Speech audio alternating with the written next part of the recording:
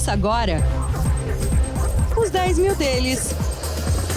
O reality cast que faz o seu tempo render. Muito bem, meus amores, estamos chegando, os 10 mil deles para todos vocês. Obrigado pela audiência de saída, você que está com a gente ao vivo pela TC Rádio, você que nos acompanha pela sua plataforma de podcasts predileta. E aí, tudo certo? Mais uma semana e uma semana difícil. A gente apanhou bem quando olha para o Ibovespa. Vamos conversar aqui com o Carlos Castrucci e entender um pouco dos movimentos. Semana desafiadora, mas o foco no longo prazo é o que nos dá equilíbrio para mirar um horizonte mais esticado de tempo e revisitar o fundamento das empresas. Carlos Castrucci, seja bem-vindo, juntos para mais uma. Como é que você tá? Tudo certo? Fala, Léo. Tô ferido, né? Ferido, mas não tô morto. Não, vamos lá. Esse daqui vai ser um episódio quase de prestação de contas aqui, mas vai ser bem importante até para quem tá na mesma situação aqui que a gente, né?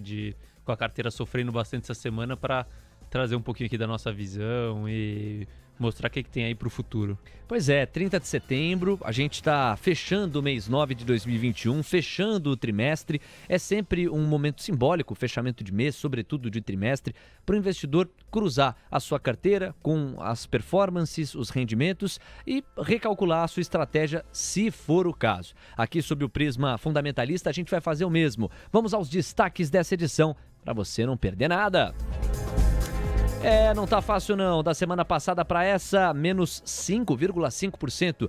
E os 10 mil, que já foram 14 e pouco, passam a ser 11.620. No mesmo período, o Ibovespa recuou também, mas recuou 2,7%. Você vai entender a razão do descolamento. A moeda americana avança quase 3% no mesmo período, sobe 2,8% e traz a pressão cambial de volta para o radar. A maior alta da semana fica em torno dos papéis da GM, sobre a qual a gente falou no episódio passado. Destrinchamos a tese de investimento, 1,6% de rendimento. E a maior baixa, Mobile, uma senhora queda, recuo de 20%. Por quê, hein? A participação especial é por conta de Orleans Martins. O Orleans que vai estar aqui com a gente para, entre outros pontos, falar sobre um livro que ele está produzindo ao lado de Felipe Pontes, para falar de educação financeira e, entre outros pontos, comentar sobre crise hídrica e riscos para os investidores. Esse é o podcast que te faz companhia e é um reality para quem gosta de skin the game. Bora lá para mais um. Este é o podcast Os 10 mil deles. Um reality que faz o seu tempo render. Muito bem, meus amores. Carlos, vamos dar o peso que as informações merecem. Acho que é mais importante do que ir direto para as notícias, falar dessa queda substancial pela qual nossa carteira passou. E também humanizar um pouco o trabalho do gestor, porque é aquela história, há um mantra que não muda. Você olha para os fundamentos da empresa, estima o valor que elas têm, cruza com o preço, e quanto maior a assimetria, maior o fôlego para a montagem de uma posição, de modo que você espere que um dia, através de fluxo, essa assimetria se resolva, o preço converja para o valor, e aí, com esta posição indo ao encontro do que você estimou, é hora de desembarcar dela e ir para outra posição em que a assimetria aparece. Só que de uns tempos para cá, a assimetria ela só aumenta no sentido negativo, quer dizer, a distância entre o preço e o valor só aumenta para baixo, as ações ficam mais baratas e os fundamentos das companhias não mudam, de modo que a sua tese se mantém a mesma. Não é um cenário favorável, é um cenário difícil, porque o gestor continua defendendo as teses e as evidências que vê, mas os preços não ajudam e não vão na mesma direção. Como é que é isso para você? Porque já há algum tempo o mercado está de lado ou para baixo, sobretudo nos papéis que você estima para a composição da nossa carteira. Fácil não é, né, Carlos? Por isso que você brincou que está ferido, mas não morto.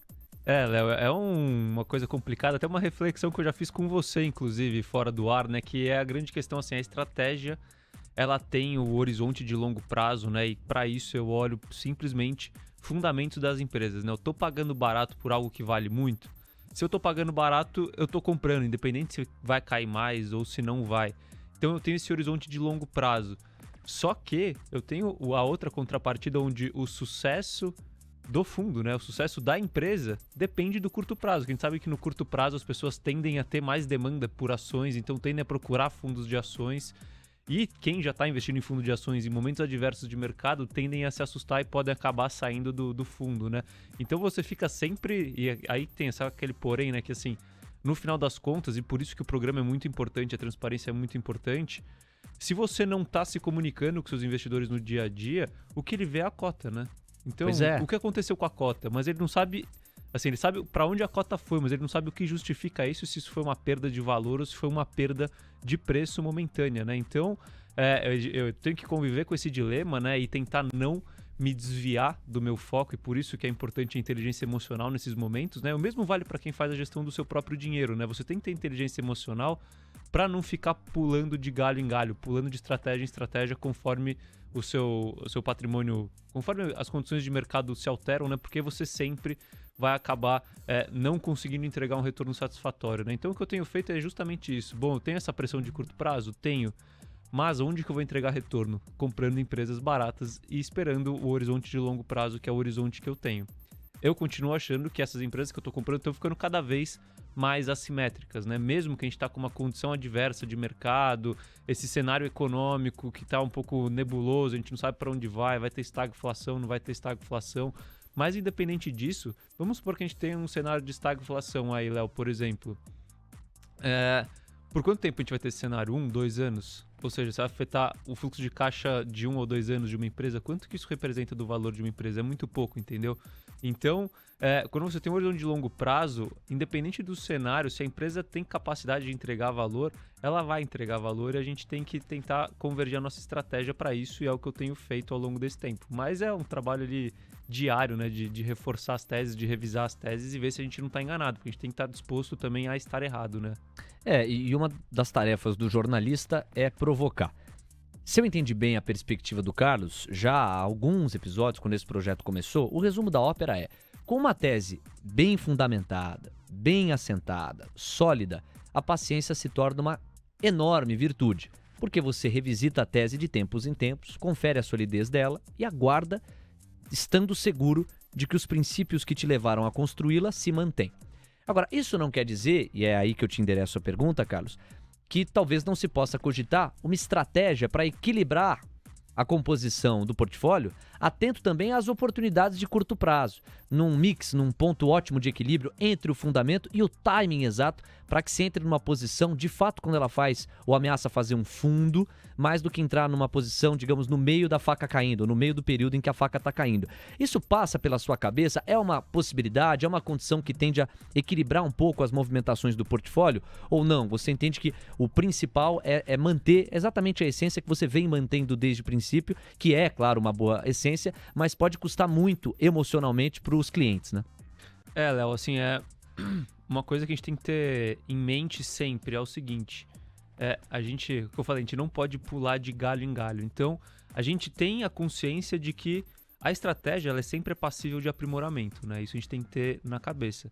Mas para você fazer qualquer mudança na estratégia, você tem que ter muita convicção de que você pode mudar essa regra, né? Então, é claro que passa pela cabeça, bom, vamos talvez conseguir otimizar a estratégia do fundo, por exemplo.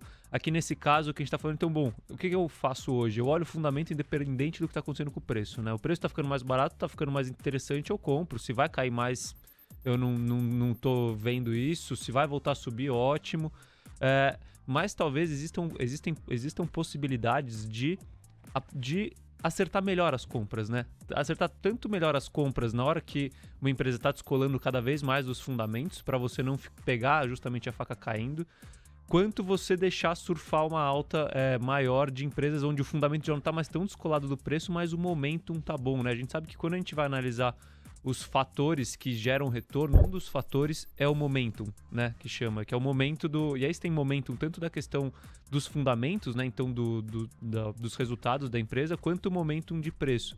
E eu acho que esse é um fator que claro que a gente pensa em agregar na nossa estratégia ao longo do tempo, sempre tendo a consciência de que a estratégia do fundo não mudou. Não é que vão ter operações de curto prazo, né? Por exemplo, não vai ter operações de curto prazo. A questão é só olhando os fundamentos, sabendo dos fundamentos, acertar na hora de comprar e acertar mais na hora de vender, entendeu? Perfeitamente, quer dizer, não é uma mudança, a perspectiva do longo prazo ela se mantém, mas é um cuidado maior com o timing para a montagem das posições, de modo a usar talvez um pouco de análise técnica, enfim, dos subsídios que existem para se avaliar o momento da entrada, para que isso fortaleça a estratégia de longo prazo, para que isso complemente a estratégia de longo prazo e não a substitua. Essa é uma conversa que se faz muito necessária, porque são em momentos como esse, o ouvinte pode estranhar, falando, poxa, os caras foram de 10 para 14 e não param de recuar e vem marcha ré 11, e isso não vai implicar mudança de estratégia? Não, a mudança da estratégia efetivamente não, mas repensar a maneira como ela está se colocando, aí pode ser sim uma coisa que faça mais sentido, afinal de contas isso efetivamente complementa uma estratégia de longo prazo que é muito cara ao Carlos, afinal de contas é a escola que ele escolhe para nortear o nosso racional de investimentos. E com isto posto, está na hora da gente falar rapidamente dos principais destaques da semana passada para essa, que ajudam a explicar parte das movimentações em torno do nosso patrimônio. Bora lá, que tem muita atração para a gente rodar nesse episódio dos 10 mil deles. Este é o podcast Os 10 Mil Deles, o reality que faz o seu tempo render. Carteira de notícias. Rapidamente, vale um giro aqui pelo exterior para destacar que nos Estados Unidos, o que mais chamou atenção do ponto de vista fiscal, não vai achar que eu tô falando do Brasil, hein, que é um tempero bem à brasileira, mas eu tô falando dos Estados Unidos. A discussão em torno do orçamento e do teto da dívida americana. Teto da dívida americana.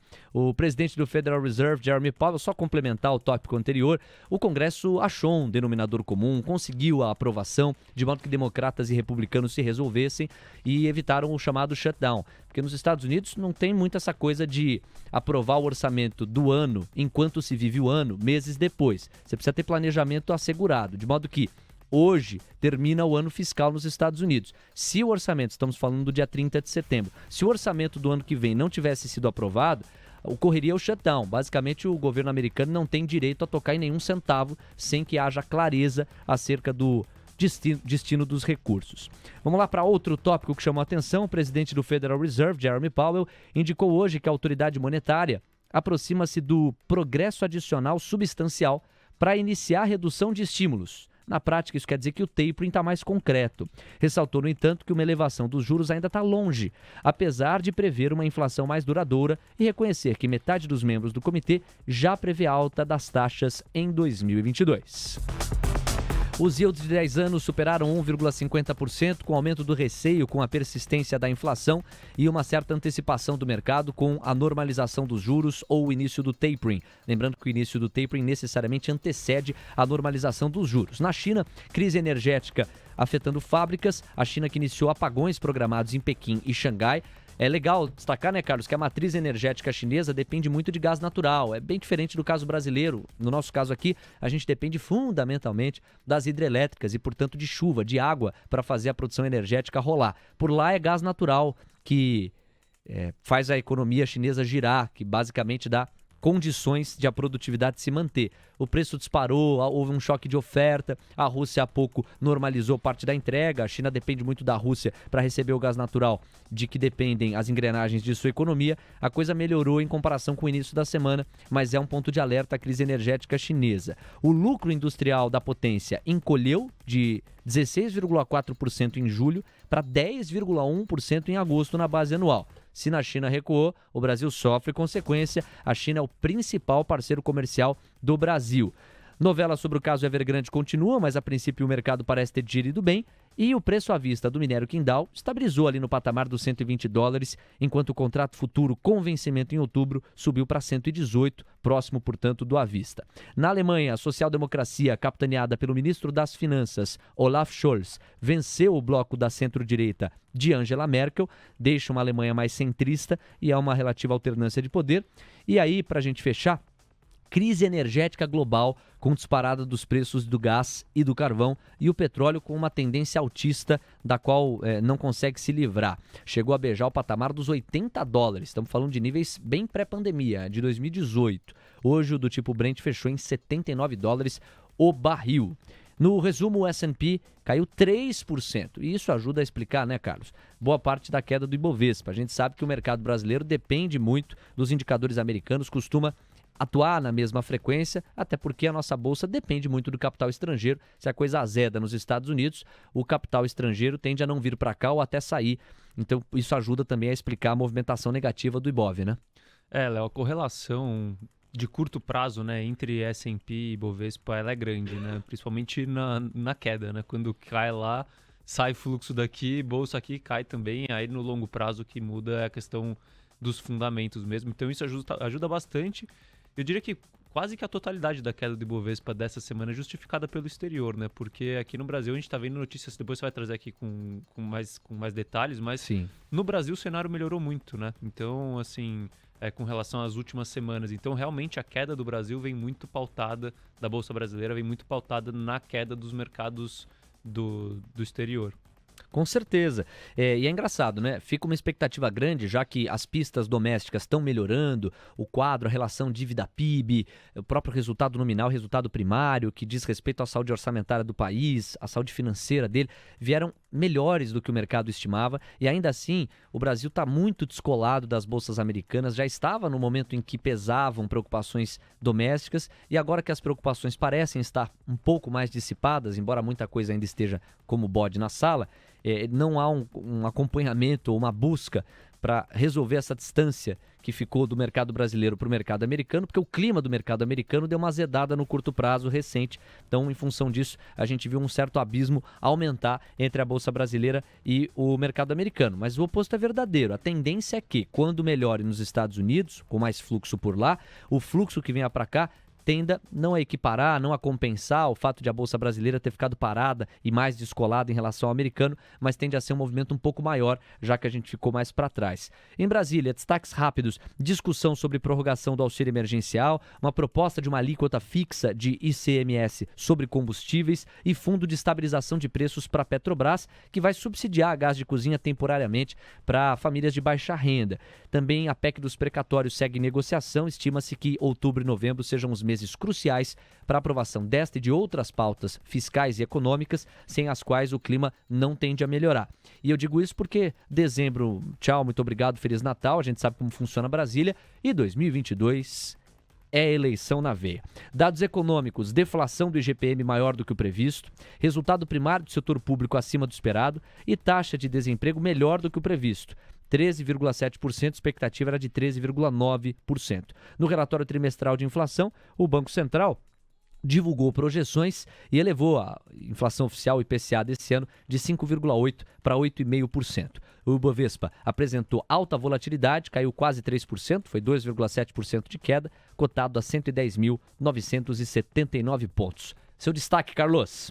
Léo, como eu comentei aqui, dá para perceber que a gente teve vários dados, principalmente do ponto de vista econômico, que vieram melhores do que o previsto, né? Então é aquela questão, assim, o mercado, os preços de mercado, né, eles agem de acordo com as expectativas do mercado. E as expectativas estão ruins, né? Mas os dados que estão vindo melhores do que a expectativa. Então a grande questão é essa, será que as expectativas estão certas? Se não tiverem, né, talvez a Bolsa realmente esteja barata nesse patamar, né, e as coisas tendem a se normalizar ao longo do tempo. Eu acho que com essas questões políticas saindo da frente, né, principalmente a questão do precatório, a gente pode ver uma redução da percepção de risco fiscal que vai trazer uma queda nos juros, né, de longo prazo, principalmente, que estão bastante pressionados. E com isso a gente pode ver uma melhora nos mercados de uma forma geral, mas tem que esperar. Destaque positivo foi para a GM, subiu 1,6%, a fatia da pizza relacionada a essa empresa americana. Eu nem vou comentar, me parece uma alta aceitável, saudável. O que chama atenção mesmo é o recuo em torno dos papéis da Mobile, 20% de desidratação. Alguma razão em especial, Carlos? Léo, ela junta as 3 características que mais estão sofrendo, né? Diria que até 4, né? Porque quais são os setores que mais estão sofrendo? Varejo e construção civil. Ela é varejo para construção civil, né? Móveis. Segundo ponto, IPO recente. Terceiro ponto, small cap. Então, assim, não tem Quarto ponto, ciclo de alta dos juros, né? Tendência de alta então, na assim, Selic. É a tempestade perfeita para a empresa, né? Um IPO recente, uma small cap que atua no varejo eletrônico. Então, assim, todos esses fatores somados estão pressionando o preço da Mobile, assim, absurdamente, né? Já faz um tempo. Mas, assim, fora isso, né? Se você for pegar essa semana, não só Mobile sofreu, né? A Cogna caiu 12, Pets caiu 10, Ambipar caiu 12, Via caiu 10, MRV caiu 9, assim. Essa semana foi bateram muito nos papéis, né? Sem justificativa correspondente no valor das empresas, né? Você vê, assim, dificilmente uma empresa perde isso de valor de uma semana para outra. No próximo bloco, vem aí o professor Orleans Martins. Vamos falar de pagamento de dividendos, vamos falar de um livro que ele está escrevendo junto ao Felipe Pontes, vamos falar de crise hídrica e possíveis impactos para o investidor, vamos falar de bastante coisa e eu conto com a sua audiência, a gente volta já. Este é o podcast Os 10 Mil Deles, o reality que faz o seu tempo render. Muito bem, senhoras e senhores, estamos de volta, nosso segundo bloco, que a partir de agora tem a honra e o prazer de receber novamente o professor Orleans Martins, que é contribuidor do TC, especialista em dividendos, entre outros assuntos da educação financeira, e nos dá o ar da graça aqui na sua presença. É um reencontro. Esse podcast já está se aproximando dos 70 episódios e no primeiro tiro de episódios, lá nos primeiros 10 episódios, a gente ouviu o Orleans, foi uma entrevista valiosa e é muito legal reencontrá-lo, Orleans, com mais estrutura, porque agora estamos chiques aqui nesse estúdio da TC Rádio, mas acima de tudo, com mais força desse projeto que está levando a educação financeira para muita gente. Você faz parte disso. Bem-vindo, obrigado por ter aceitado o convite. Olá, obrigado, boa noite, Carlos, boa noite aos ouvintes. Para mim é que é uma satisfação voltar aqui no estúdio do TC e encontrá-los mais uma vez dessa forma presencial, que é ainda melhor, né, podendo estar mais próximos assim. Então, para mim é uma satisfação poder voltar a conversar com vocês aqui. Eu que sou um dos ouvintes aí frequentes do 10 Mil Deles lá desde o comecinho. Então, muito legal ver vocês aí crescendo merecidamente com todo o mérito. Rapaz, aumentou nossa responsabilidade, hein, Carlos? É audiência qualificada e você abre a nossa conversa aí, Carlão. Bom, vamos lá. Então, começar já falando sobre empresas pagadoras de dividendos, né? Que vocês têm bastante estudos aí nessa linha. Como que você enxerga a importância para o investidor de ter empresas pagadoras de dividendo dentro da composição do portfólio dele, né, de ações? Legal. Eu costumo falar que, assim, a estratégia de investimentos dos investidores, ela deve ser composta por uma série de pequenas estratégias ali dentro, né? Então, existe uma discussão que data de bastante tempo sobre Value Investing e Growth Investing, né? Ou seja, empresas de valor, empresas de crescimento. Então, meio que parece que são duas torcidas que não se bicam e os caras ficam ali disputando o que faz mais sentido, empresa que cresce ou empresa de valor. E surgiu o grupo ali, que é aquele grupo meio que deixa disso, que é o pessoal que investe por dividendos. E existe até uma visão, eu diria, excessivamente conservadora de que empresas de dividendos são empresas que não crescem, né, empresas já maduras e que as pessoas que compram ações de dividendos só almejam receber dividendos. E no final das contas não, né? O Dividend Investing, ele é mais ou menos um mix dessas duas estratégias, ou seja, se bem aplicada, é possível ter empresas de valor, aquelas ditas descontadas, que pagam ali bons dividendos, mas também empresas que crescem, né?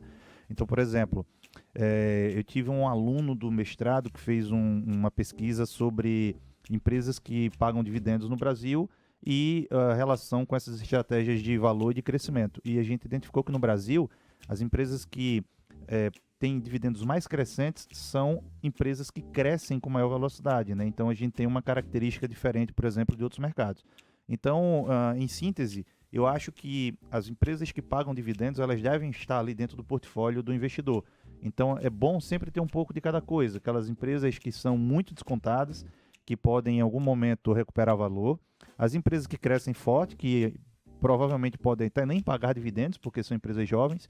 E ali no meio termo, aquelas empresas que vão sempre prover um fluxo de caixa, porque é para o investidor poder reinvestir esse fluxo de caixa, por exemplo, em momentos de crise. Orleans, você toca em vários pontos importantes que jogam o nosso investidor a pensar na estratégia de ter empresas pagadoras de dividendo no seu portfólio e a desapegar desse certo estereótipo de que necessariamente empresas que pagam dividendos tendem a não crescer, se resumem apenas a isso. Não, é uma das suas características. Agora, a gente também não pode tirar dessa nossa conversa o trâmite da reforma tributária, que, entre outros pontos, pode vir a taxar os dividendos. E aí a pergunta é a seguinte: você acredita que isso possa tirar o retorno, a atratividade dessas companhias para o investidor? Como é que, se esse projeto avançar e de fato houver uma mordida na taxação dos dividendos, como é que isso deve impactar as companhias que têm essa característica em suas naturezas? A tributação do dividendo ela pode fazer com que a empresa mude a forma de remuneração do acionista, né? Essa remuneração ela não se dá apenas por dividendos, né? Então, ela pode ser feita, por exemplo, com bonificação de ações, por programas de recompra de ações. Então, existem alguns outros caminhos que a empresa pode utilizar para poder manter a remuneração dentro de um planejamento tributário para que ela ofereça aí a mesma remuneração sem ter necessariamente uma perda, uma mordida muito grande aí do imposto de renda. É claro que, em alguma medida, a remuneração em cash, né, em dinheiro ali, pode ser que diminua, porque, por exemplo, a preço de hoje, né, o que está aí em discussão para ser aprovado pelo Poder Legislativo é uma redução da tributação sobre o lucro, né, de ali aproximadamente 34% para 26%, mais a tributação do dividendo a 15%, né? Então, grosso modo, uma empresa, por exemplo, que distribui todo o seu lucro, ela vai ter a carga tributária final sobre o acionista aumentada. Essa carga tributária ela só vai ser reduzida se a empresa passar a distribuir menos dividendos. Então, por exemplo, se a gente pega uma empresa que hoje distribui 100% dos seus dividendos, uma Engie, por exemplo, a AES Brasil, né, que é a antiga STT, ela distribui 100% do lucro. Então, se ela distribuir 100% do lucro durante o ano que vem, prevendo essa tributação que está por vir, o líquido que vai ficar na mão do acionista vai ser menor. A tributação final, se a gente olhar a tributação sobre o lucro e a tributação sobre dividendos, ela vai ser maior, carga tributária. Mas, por exemplo, se a empresa reduz para 50% o seu payout, distribui só metade do lucro, essa tributação diminui. Vai sobrar mais dinheiro dentro da empresa para reinvestir ou para a empresa, por exemplo, utilizar outros meios de remuneração.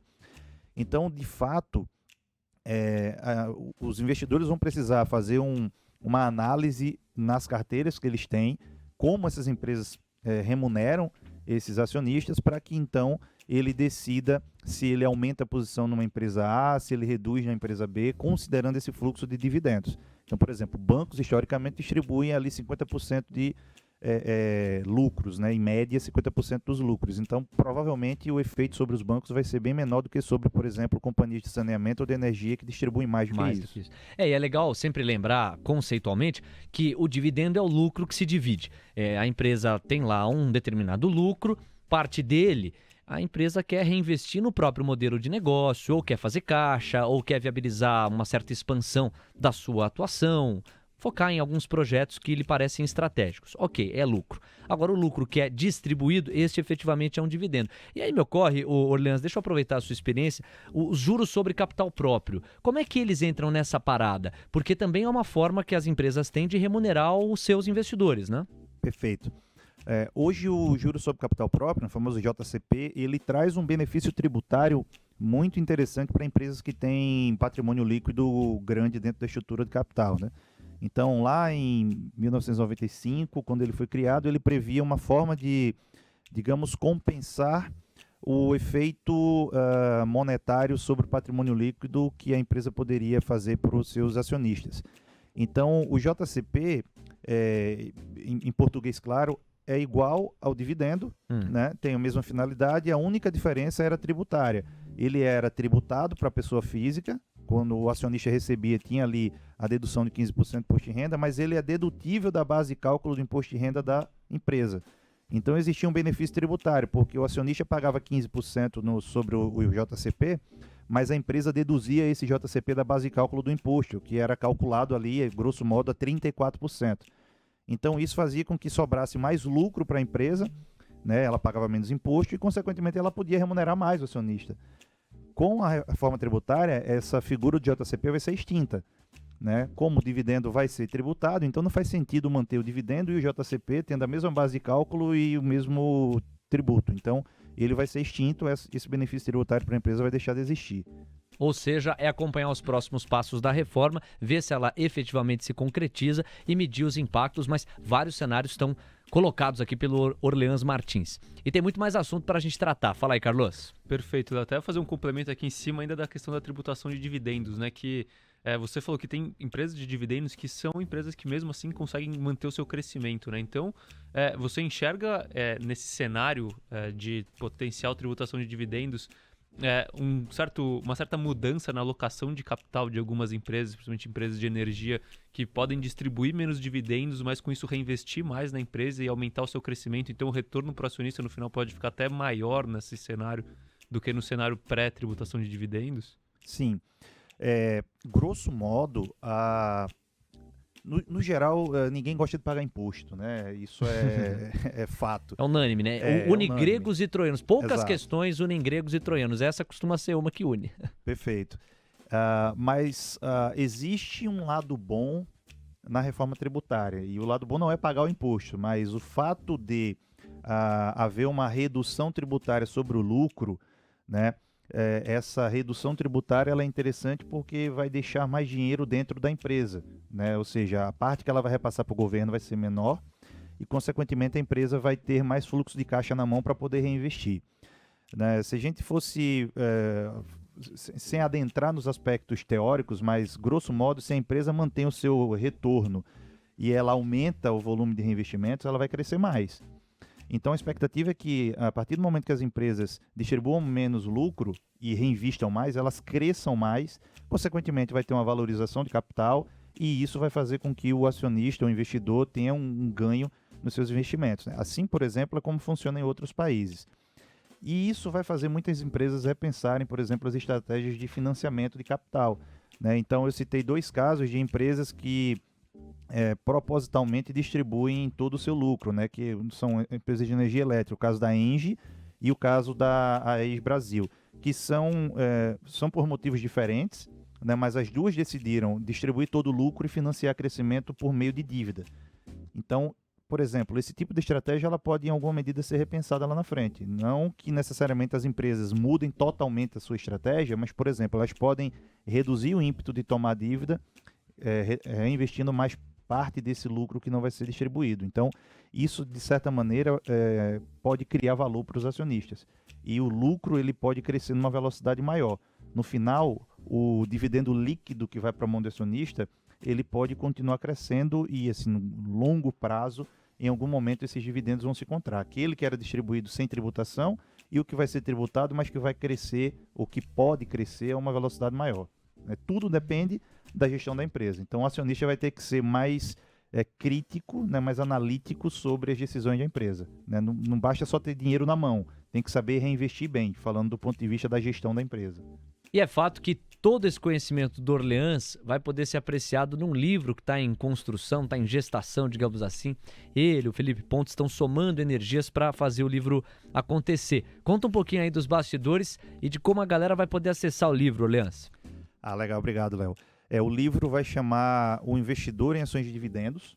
A gente vem escrevendo esse livro há algum tempo, né? O embrião desse livro começou num curso de como investir em ações de dividendos, que está no TC, está na plataforma do TC, lá no TC Academy. Está disponível lá para todos os assinantes do TC, né? De forma livre. E a gente começou a discutir exatamente como utilizar conhecimentos sobre análise de fundamentos e de valuation para poder identificar empresas que são pagadores de dividendos. E o que a gente discorre lá é uma visão um pouco além do que tradicionalmente a gente encontra na literatura disponível no Brasil. É um livro que não é um livro didático, né? A gente tentou ser o mais prático possível, são mais de 200 casos reais que a gente analisa ao longo do livro. A gente fala desde... 200? Mais de 200 casos, casos e exemplos que estão lá dentro. A gente fala desde o surgimento dos dividendos, por exemplo, a gente aborda lá que os dividendos no Brasil são tributados desde antes de 1900, né? Em 1800 e pouco, lá quando surgiu a primeira versão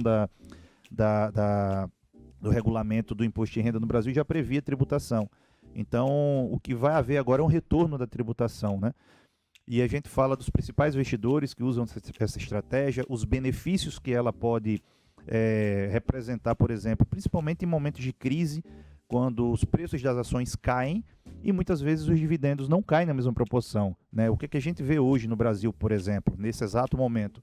um preço sobre uma pressão sobre os preços dos ativos por uma série de fatores, de expectativas que podem não se realizar no futuro, mas o operacional das empresas indo bem, né? Se a gente comparar o resultado do segundo TRI de 2021 com o resultado do segundo TRI em 2019, não estou nem olhando para 18, para 2020, porque foi ano de crise, os lucros das empresas quase que dobraram. Então, a gente tem fundamentos bons operacionais que dão, digamos, suporte para as empresas continuarem a pagar dividendos. Então, imagina um investidor que tem uma empresa sólida, que comprou uma empresa com qualidade, que continua recebendo bons dividendos e olha para as cotações e vê promoções ali. Ele vai continuar comprando boas empresas a preços ainda mais atrativos. Então, a gente fala um pouco disso, a gente fala das estratégias que o investidor pode utilizar para selecionar as empresas, não é só olhar dividendos, né? O valuation ele não é feito apenas olhando o dividendo do ano seguinte, por aquele tradicional modelinho de Gordon, lá eu pego o crescimento, pego o custo de capital e calculo qual é o preço da ação. Então a gente faz uma análise utilizando fundamento científico, a gente traz uma série de evidências que sustentam o que a gente normalmente utiliza na nossa prática do dia a dia e faz essa análise prática aplicando especificamente as formas de analisar uma empresa, né? Então, o livro ele faz uma discussão ao longo de todo esse contexto para chegar lá no final, né, o último capítulo, ele fala sobre como colocar o dinheiro para trabalhar para a gente, né? Então, no final das contas é isso. Sim. A gente olha para longo prazo, seleciona boas empresas e coloca o nosso dinheiro para trabalhar em nosso favor, para que se crie esse fluxo aí que normalmente se chama de renda passiva, né? Passiva no sentido de o próprio dinheiro que vai nos remunerar. Então, o livro ele vai tratar um pouco disso. Está pronto, está na fase de diagramação, está ali fazendo os retoques finais e a gente espera que no máximo no mês que vem a gente já tenha o e-book disponível e com mais um mês ou 2 meses a gente tenha então a versão física. A gente vai fazer as 2 versões para que, enfim, a gente consiga agradar gregos e troianos, né? Os mais modernos que gostam da tela e os mais old school que gostam de pegar o livrão lá no papel, de riscar ele inteiro. Tá certo. E ó, Passarinho me contou que o Warren Buffett já leu, tá aprovado. Opa. Não perca. Inclusive, quando a gente recebe um convidado de linhagem, escola fundamentalista, o Carlos Castrucci sempre fica emocionado. A entrevista soa como música para os ouvidos. Tá sendo assim, não tá sendo, Carlos? Eu gosto de ouvir esse tipo de raciocínio, né? Que faz sentido na minha cabeça, assim. Então, eu fico bem contente. Bom, já emendando aqui na próxima pergunta, então, você já deu uma palhinha ali de como funciona o modelo de valuation baseado em dividendos, né? Explica um pouquinho mais pra gente, assim, como que você gosta de trabalhar e já trazendo dois casos práticos, né? Que são a Engie e o Itaú. Perfeito. Na literatura de valuation, né, os modelos de valuation por dividendos, eles são os mais lógicos. Porque, no final das contas, o valuation, o valor da empresa é a expectativa de fluxo de caixa futura que a empresa pode oferecer para o acionista, né? E não existe fluxo de caixa mais claro do que o dividendo, que ele já é descontado de tudo, da despesa financeira que a empresa vai ter, das despesas operacionais. Então, todas as variações, né, são vários modelos de valuation por fluxo de caixa descontado, todas as outras derivaram lá do modelo de desconto de dividendos. Então, eu diria que ele é um start, um modelo mais simples de se entender. Mas, obviamente, que ele não é adequado para todas as empresas, né? Primeiro ponto, a gente só consegue avaliar uma empresa por um modelo de desconto de dividendos se ela pagar dividendos, obviamente, né? Se a gente pega uma empresa que não tem dividendos, não dá para ser avaliada por aquele modelo. Tem que ser por outros. E existe também algumas outras condições para que a eficiência desse valuation seja mais acurada, que é o fato de a empresa distribuir um alto volume de dividendos. Quando eu falo alto, é no sentido de a proporção dos lucros que ela distribui ser alta, ali próximo do fluxo de caixa livre. Então, por exemplo, esse tem o caso de Engie, que distribui 100% do lucro, né? Ela definiu como política de remuneração aos acionistas, assumiu o compromisso de distribuir 100% do lucro e financiar o seu crescimento por endividamento. E assim ela tem feito já há alguns anos. Então, por exemplo, nesse caso a gente consegue fazer um valuation de forma bastante assertiva utilizando o modelo de desconto de dividendos. A gente consegue, por exemplo, projetar com mais assertividade, a gente consegue chegar a um valor da ação de forma mais clara. O outro caso, que também é um caso, digamos, bastante comum quando a gente fala de dividendos, é o caso do setor bancário, né? O caso do Itaú. O Itaú hoje ele tem um payout maior, né? O volume de lucros que ele distribui é maior. O banco já não tem, digamos, tanto espaço para crescer por meio de aquisição, até mesmo por crescimento orgânico. Então, há alguns anos ele decidiu distribuir mais lucros para os seus acionistas. Então, por exemplo, se a gente pegar, tirando 2020, que foi um ano aí onde o Conselho Monetário Nacional impediu os bancos de distribuir muito lucro, né, limitou o dividendo obrigatório, mas se a gente pegar 19, 18 e 17, 75% aproximadamente dos lucros do Itaú foi pago por meio de dividendos. Então a gente consegue também, para uma empresa dessa, fazer um valuation por dividendos, né? A gente consegue fazer uma projeção considerando que o banco vai continuar distribuindo esses dividendos para os seus acionistas. Então, para esse tipo de empresa, esse modelo ele é muito útil, né? E aí, óbvio, existem alguns outros desdobramentos. Eu posso ter uma empresa que não tenha um payout muito alto, tá? Se a gente pegar, por exemplo, casos dentro do próprio setor bancário, como Bradesco, como Banco do Brasil, dentro do próprio setor de energia elétrica, se a gente pegar outras empresas que têm payouts menores, a gente consegue fazer avaliação dessas empresas por outros meios, também utilizando dividendos, utilizando, por exemplo, múltiplos de dividendos. A gente consegue fazer tanto uma análise comparativa quanto uma análise de projeção. Então, para essas empresas, a gente consegue chegar ao valor projetado considerando os fundamentos delas, normalmente porque são empresas sólidas que têm longo histórico de lucros e, consequentemente, de pagamento de dividendos também. Ô, Leandro, vamos falar um pouquinho também de precificação de ações, porque a gente sabe que as quedas do mercado, como é que a gente está acompanhando, tem acompanhado, sobretudo nessas últimas semanas de difícil leitura para quem se preocupa mais com o curto prazo, todas essas quedas, normalmente, elas podem ser justificadas, quando há sintonia com a questão do valor, por alguma das principais variáveis que ajudam a gente a determinar o valor efetivo de uma companhia. Então, menos preocupado em saber se as quedas recentes efetivamente tiveram correspondência no valor afetado das companhias, e me parece até que não tiveram, mas eu queria saber quais são essas variáveis que ajudam o investidor a traçar o valor efetivo de uma empresa para aí sim cruzar com o preço e ver o quanto que há de assimetria e de oportunidade. Perfeito. Sempre que a gente faz investimento para médio e longo prazo, a gente tenta enxergar valor nas empresas. E aí a gente olha lá para o preço para ver se aquele preço faz sentido ou não, né? A gente faz isso automaticamente com várias outras coisas que a gente compra ao longo da nossa vida, né? Então, quando a gente vai comprar ali um celular, um carro, especialmente quando essa compra é de um item que não é novo, né? Se a gente vai comprar um carro de segunda mão, um carro usado, a gente faz isso de forma muito natural. No mercado acionário, a gente também faz isso, né?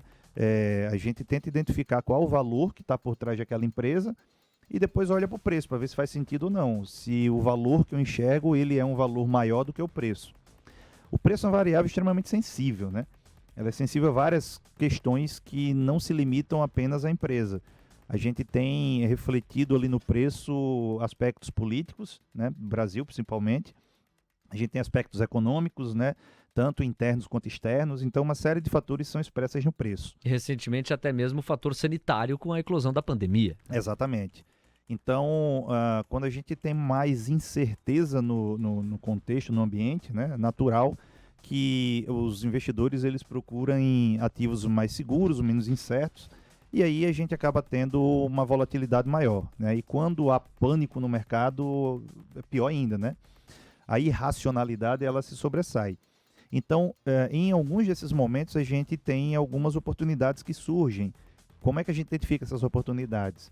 Fazendo uma análise de fundamento, tentando enxergar esse valor.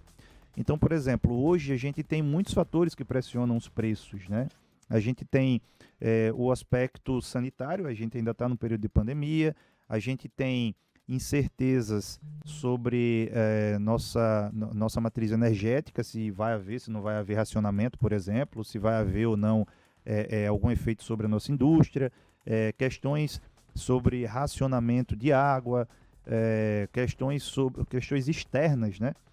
Se Evergrande vai ou não causar uma nova crise imobiliária, se lá nos Estados Unidos vai haver desestímulo, enfim. São vários fatores que acabam afetando o preço. E esses fatores, eles, em alguma medida, também estão correlacionados com o fundamento da empresa, com o valuation, né? Se a gente olhar para o Brasil hoje, por exemplo, o aumento da inflação começa a ameaçar o aspecto fiscal do país, né? Então pode haver desaceleração no consumo, consequentemente as pessoas vão pagar menos impostos, o governo vai arrecadar menos, etc, etc. Então, tudo isso afeta a expectativa de crescimento. Então, o valuation, ele é baseado nessas expectativas. Então, basicamente, a gente olha para a expectativa de lucro da empresa, grosso modo. Então, se o cenário econômico piora, eu vou esperar que as empresas tenham menos lucro no futuro. Então, quando eu faço o valuation, eu pego esse lucro do futuro, projeto ele e trago para preço de hoje. Então, eu diminuo, digamos, a expectativa de valor da empresa. O mercado, ele reage a isso. Então, ele também diminui o preço na tela, né? Só que, obviamente, o preço ele é mais volátil, porque ele envolve mais coisas, tem mais sentimento ali. Taxa de desconto, eu vou projetar esse lucro para o futuro. Quanto é que vai ser o lucro da empresa em 2022, 2023 e assim sucessivamente. Mas eu preciso saber do valor hoje, então eu vou pegar um custo de capital, né, uma taxa de desconto, para descontar esse valor para preços de hoje. Então, esse custo de capital, essa taxa de desconto é afetada pela inflação, pela taxa de juros, né, pela sensação de risco. Quanto maiores são esses elementos, maior é a taxa de desconto, né, que é aquela partezinha de baixo da equação. Então, se aquilo ali aumenta, o meu valor, o meu resultado também vai diminuir, né? O efeito ele vai ser inverso. Então, esses aspectos, eles vêm para o valor da ação. Então, de fato, quando tem uma piora do cenário, a expectativa de valor diminui, mas, geralmente, o preço cai mais do que a expectativa de valor. Porque o preço embute esse aspecto emocional, esse aspecto, muitas vezes, irracional do mercado, né? Por exemplo, nos últimos dias, parece que o varejo no Brasil acabou, né? Nossa, impressionante. Na média, as empresas do varejo caíram 50% aí em 3 meses. Então, descolado, né? Será que de fato houve uma piora tão grande para o valor esperado das empresas cair pela metade? Pelo que a gente olha nas expectativas dos analistas, né, pelos relatórios dos valuations, não caiu pela metade, né? Então, assim, existe uma série de rotação de setor, enfim, outros fatores que parece que tem impressionado mais esses preços. O que nos leva a concluir que no curto prazo, por definição, se por definição for uma expressão forte, você fica à vontade para me corrigir. Mas a princípio dá para concluir que, por definição, no curto prazo, questiona-se a eficiência do mercado. O mercado não costuma ser eficiente no curto prazo. No médio e longo prazo, a tendência é mais forte, né? Olha, completamente eficiente o mercado não é nunca. Plenamente. Né? Plenamente ele não é nunca. É claro que existe um elemento de eficiência, né? Ele é eficiente na média, mas obviamente que para que a gente chegue à média existem os extremos. Então vai haver ineficiência em alguns momentos ou em alguns ativos, né? Esse é o fundamento, por exemplo, que justifica a gente fazer análises de empresas. Porque se o mercado fosse completamente eficiente, não faria o menor sentido nós gastarmos tempo analisando uma empresa para tentar encontrar valor. Exato. Bastaria olhar para a tela e comprar. Exato. O preço seria sempre o preço justo. Exato. Em alguma medida, se eu quiser ser vendedor assim de manchetes, eu diria, é justamente pela eficiência do mercado não se dá na sua plenitude que existe atores de mercado que compram e vendem todo dia e disputam ali certas teses em torno dos preços que estão na tela, certo? Exatamente. Vamos lá para a nossa reta final, a última pergunta, e passou voando, quase 50 minutos aqui de conversa com o Orleans Martins, tempo voou. Fecha aí o bate-papo hoje, Carlos. Boa, Léo. Bom, então, vindo para essa parte de valuation ainda, né, eu gosto de falar que assim, a gente são 4 principais variáveis que impactam o valuation, né, o lucro de hoje, o crescimento de lucro, taxa livre de risco, né, e o prêmio de risco. Eu, assim, aí eu quero até ver se você concorda comigo, assim, o prêmio de risco é onde está, e a taxa livre de risco também, né, que os dois envolvem muito sentimento, né? Então é sentimento macroeconômico e sentimento dentro da empresa.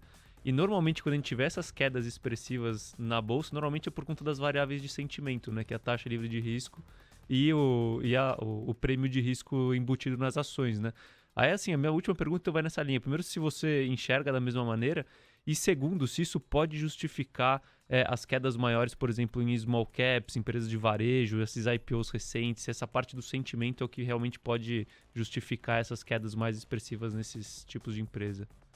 Quanto ao aspecto da taxa livre de risco e do prêmio de risco, eu concordo que são variáveis bastante sensíveis quando a gente está avaliando uma empresa para chegar ao valor dela, né? De fato, tem muito de sentimento ali, porque no final das contas, a gente sempre utiliza expectativas, né? Então, por exemplo, a gente pega uma taxa livre de risco que vai remunerar um título, considerando o risco envolvido naquele título. Então, quando aumenta a sensação de risco, normalmente as taxas vão aumentar porque exige-se um risco maior. Então, tem muito esse aspecto de expectativa ali, de fato. Então, quando a gente tem um ambiente de alta incerteza nesse sentido, a gente acaba exigindo mais retorno para poder assumir ativos mais arriscados, né? Então, por exemplo, se a gente pegar, olhando mais no curto prazo agora no Brasil, nós temos aí uma inflação crescente, a gente tem uma taxa de juros básica que já começa a se aproximar de 2 casas decimais, né? Então já tem ali casa de análise, banco que está esperando Selic a 9%, já tem alguns mais pessimistas falando em 10%, então isso começa a criar um ambiente de incerteza, de sensação de maior risco, e aí, óbvio, exige-se maior retorno. Por que eu vou investir em ações para receber menos do que 10% de retorno se eu tenho um título público que paga 10% de retorno, né? Então, isso de fato vai para o valor, vai para o valuation. Sobre as small caps e empresas de tecnologia ou até mesmo os IPOs recentes, a incerteza sobre o desempenho dessas empresas acaba sendo um pouco maior. Então, o prêmio exigido acaba também sendo maior, né?